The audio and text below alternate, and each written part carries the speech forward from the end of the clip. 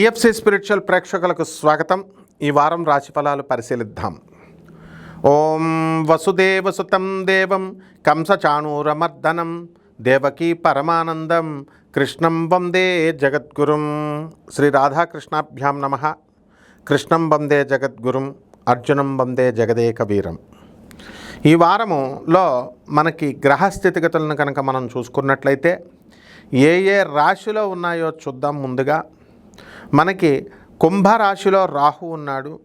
అలాగే ఈ యొక్క మీనరాశిలో శని భగవానుడు ఉన్నాడు. మరి కుజుడు మనకి ఈ యొక్క మేషరాశిలో ఉన్నాడు. ఆ తర్వాత ఈ యొక్క 15వ తేదీ వరకు కూడా మనకి ఈ యొక్క రవి మనకి వృషభ రాశిలో ఉన్నాడు. ఇక బుధుడు 29 మే 2026 సంవత్సరం నుంచి ఈ యొక్క మిథున రాశిలోకి వచ్చేసాడు.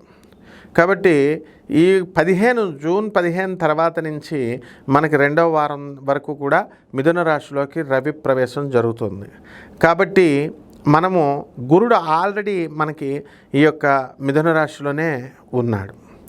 ఈయన 2 జూన్ 2026 సంవత్సరం తర్వాత మనకి కర్కాటక రాశిలోకి రావడం జరుగుతుంది.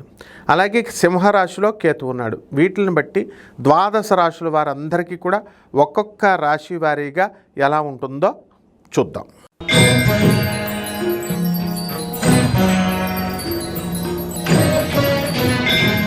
వృశ్చిక రాశి.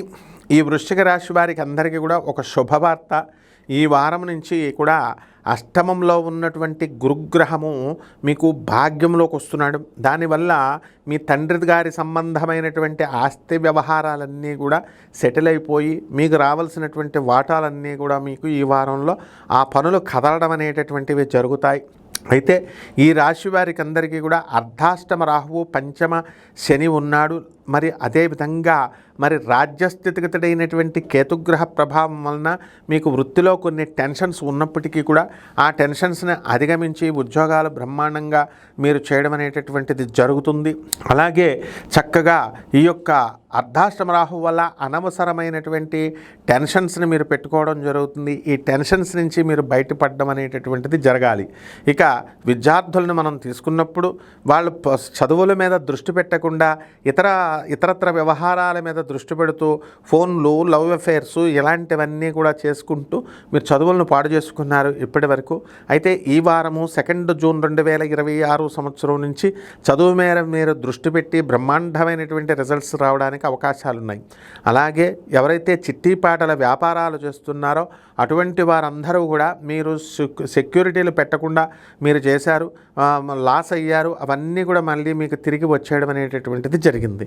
కాబట్టి పరిహారాలు మనం వృశ్చిక రాశి వారికి ఏం చేసుకోవాలంటే రాహు జపం చేయాలి, రాహు స్తోత్రాలు చదవాలి. రాహుకి కిలోంపావు మినుముల్ని ఆవు పేడ రంగు ఉన్నటువంటి వస్త్రాలనిచ్చి పేద బ్రాహ్మణులకి శనివారం నాడు ఉదయం 8 గంటలకి దానం చేసుకోవాలి. అలాగే శని జపం చేయాలి, శని స్తోత్రాలు చదవాలి. శనికి కిలోంపావు నల్లని వస్త్రాన్ని ఇచ్చి పేద బ్రాహ్మణులకి శనివారం నాడు ఉదయం 8 గంటల 5 నిమిషాలకి దానం చేసుకోవాలి.